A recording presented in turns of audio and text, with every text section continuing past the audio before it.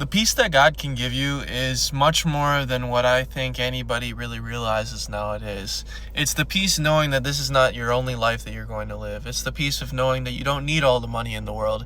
It's the peace of knowing you don't need all the power, money. It does matter what you do in this lifetime, of course, but all the worldly things that everyone tells you that you need, like the fancy car, the fancy house, it's all for naught, because eventually it all fades away to dust. And I feel like that's the peace that God gives you, is that knowing that if you fall in love with the things of this world, you will become of this world. But if you turn your life towards God, your eternal life will be unlike anything we can even imagine or explain. A little bit, I guess, of my own personal testimony with that is kind of that. The closer and closer that I've grown to faith, I keep seeing the world from a different perspective of that I don't need all these worldly things. I want a family one day.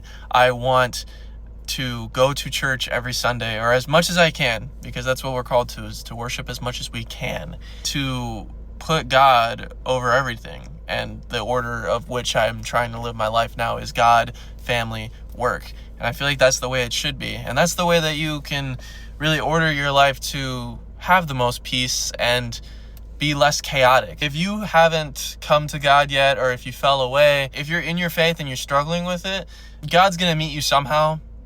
Definitely met me at one point, and that's what led me to be open to the path that I've gone down in the last year and a half. It's been the most amazing ride ever. It's been, I see the world in ways that I could never have thought I could see it.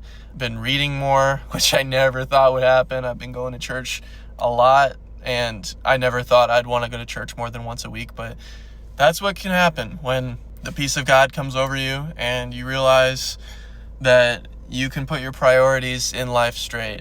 And that's just something you got to figure out on your own. It's not something that I can just tell you or preach to you or anything like that. It's something that God will do his work in your life.